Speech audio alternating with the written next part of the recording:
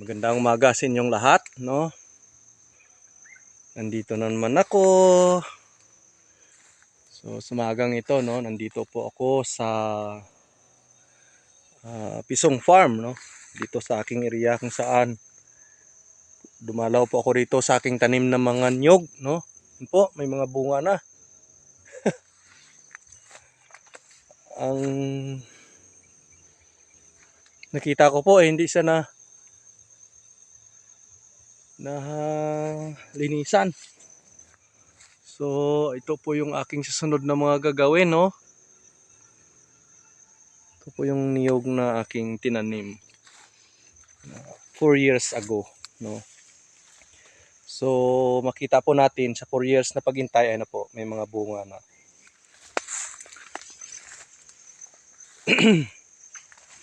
Makikita po natin na medyo masukal.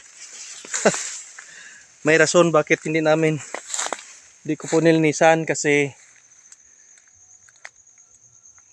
tag-init na dito sa amin. So, ayan po. 4 years ago, ito na po. Mayroong mga bunga na yung aking mga nyug. Ayan, may. So, 4 years ago, may bunga na. So, makikita po natin, no? Medyo masukal. Mukhang lang gumana rito. Nako, nahigad na yata ako. Lagi ko. Yun po, no? Marami ng bunga yung aking nyog. Pati yung higad. So, yun po. Maaga si RJ at saka si Miggy. Shout out kay Miggy. kay RJ. Shout out kay Miggy. Laman pa yung balon. Daming laman yung balon, ah. Yun po, sa umagang ito, no? Maliligo si Miggy at saka si RJ para mag-church, no? Sunday ngayon. So, ayan po, no? Maliligo silang dalawa. Excited na silang pumunta ng church. Ang ito, no? Yan po yung aking niyog na ma 5 years na itong November, no? Tingnan niyo po yung bunga, no? Lapit na sa lupa. Nagbunga na rin yung aking tanim, no, sa tagal na aking hintay, no, 5 years. Pero makita po natin, may mga bunga na sila. Praise God. No? May mga tanim pa kong mga avocado. Kahit anong buto nakita ko, pag akong tinatanim ko agad. Yan po, no? Ito po yung mga tanim ko dito sa aking farm. Po, yung nyog. Daming bunga. Nagbunga na rin ang nyog na aking tinanim, no? Pinaghirapan, no? Sama pa kami nito ni Mrs., no? Yung aking may bahay nagtanim nito. Yan po. Yung aking mga niyog namumunga na. Mayroon pang walang bunga. Yan po, no? Nagbubunga na rin yung aking pinaghirapan.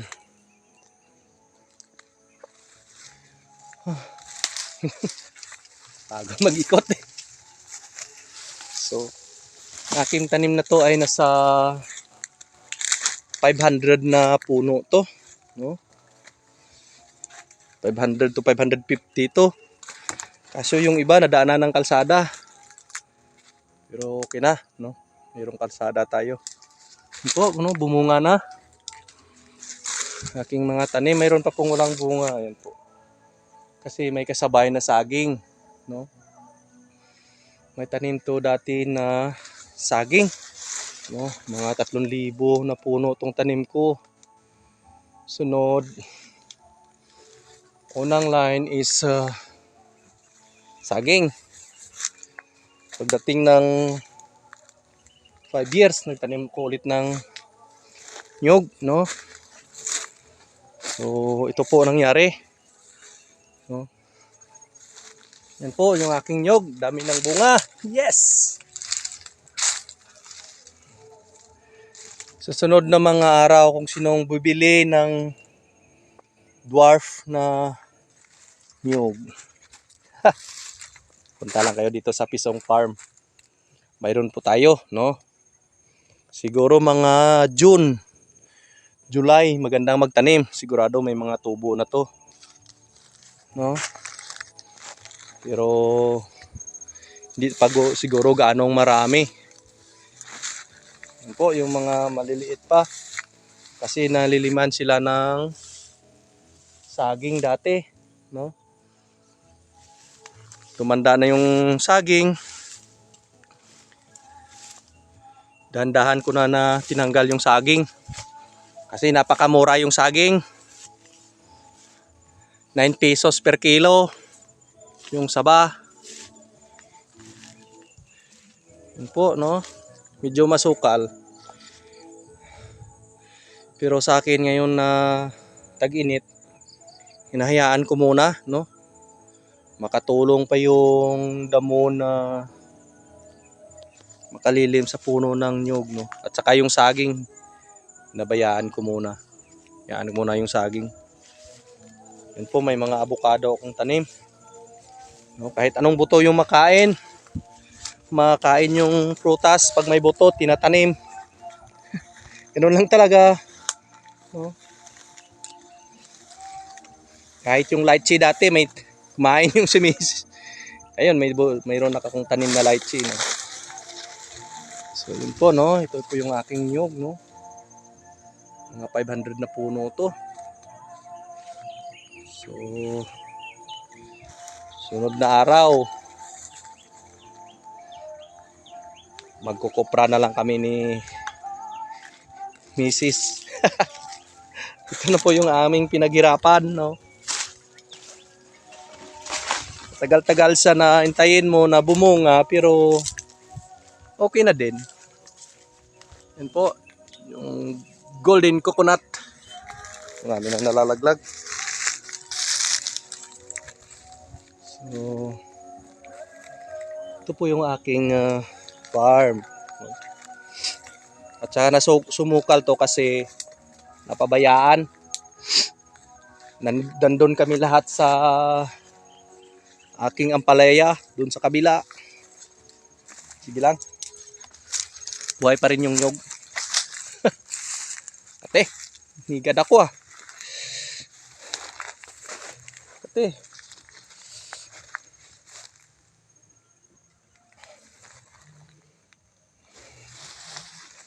Yun po, oh. Makikita po natin yung nyog na nag-umpisa na silang namumunga. So, sunod na mga araw, ito na lang gagawin namin, no? Hindi na kailangang umakyat kasi yung baba ng bunga. Yun po, no? Las. Kasi yung nyog ko na to is taas baba, no? May mga baba na area, may mataas na area, no?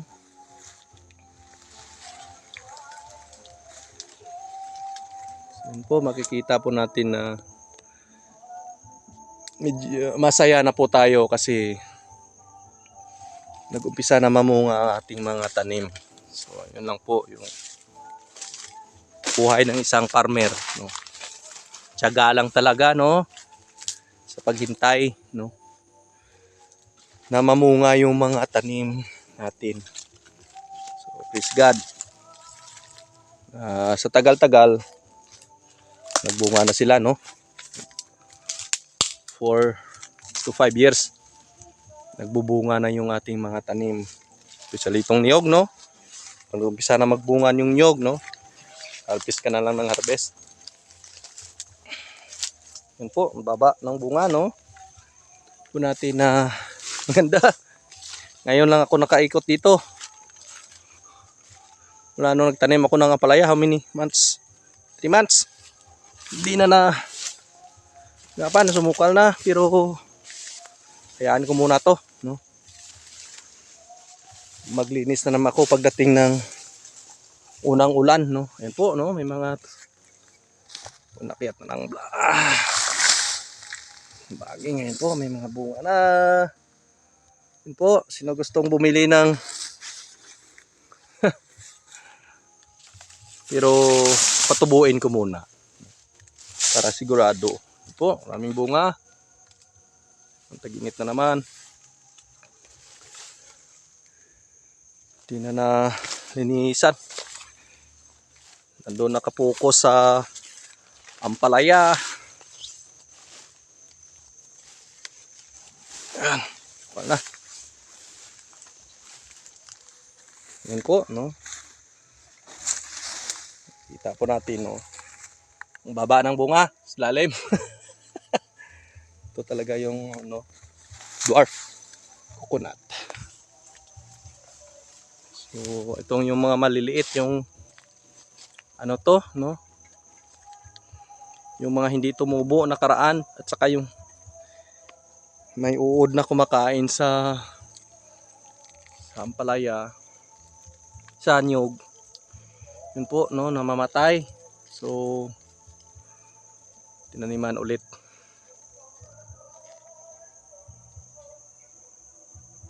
So, ito po yung aking mga tanim dito, no? Di lang namalayan, no, namumunga na, no? Yun ang maganda pag may tinanim ka, no? Pag tanim mo, naghintay ka na lang. Ito, daming bunga. Praise God, no?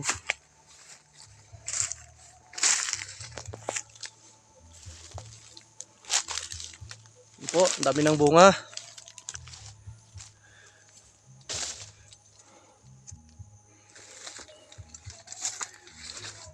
Yung mga saging. Gagawan sila ng saging pero tatanggalin ko na tong saging. Kasi napakamura yung saging.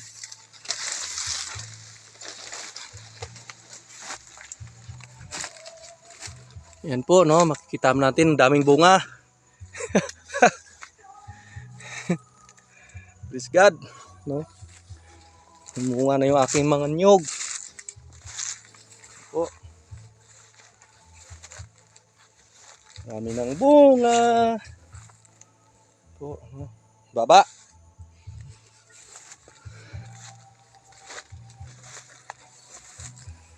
So ang ating pinaghirapan, no, ng matagal, pag nakikita na po natin, kahit tagal nating hinintay, at saka tiyaga tayo sa pagtanim, hintayin natin ng ilang taon bago magbunga, pero masaya kasi nagbunga na rin yung aking tanim, no? Oh, daming bunga.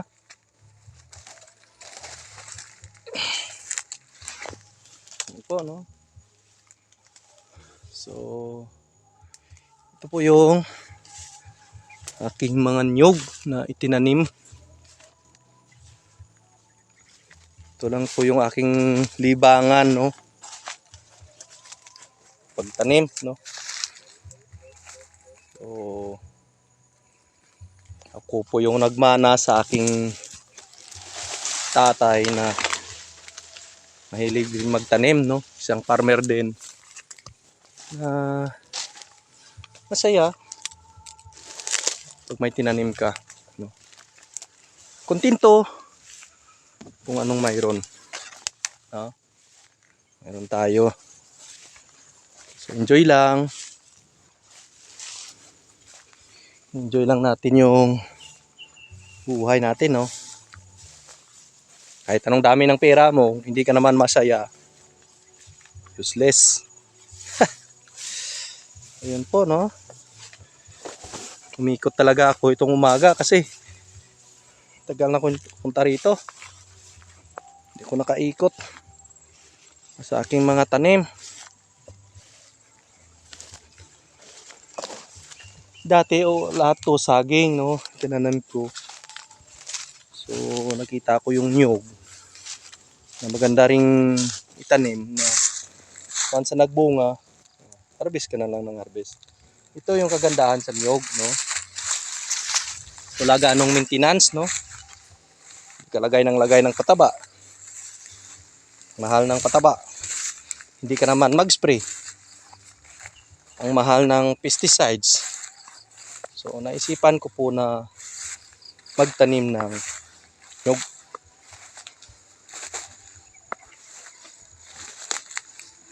So kung gusto mo minom ng tubig ng niyog, ayan, mayroon tayo. Po. Ito ang isa sa mga aking pinag-abalahan araw-araw, no? Ito po yung aking opisina, no? Yung aking ampalaya, yung niyog, no? Saging. So ako dito na problema ngayon sa aking, ito po yung area ng aking dragon fruits. Nakita nyo, pinasok ng fungus. So ito yung aking gawan pa ng paraan, no? Nakapokus po ako sa aking ampalaya ng ilang buwan, no? Nung umakyat ako dito sa taas, ito yung nakikita ko, no? Ito po yung bunga ito po yung nangyari, no? Pinasok ng fungus. So logi na tayo dito. Nag-umpisa na mulaklak or magbunga yung mga dragon fruits ngayon. Yung sa akin itong nangyari.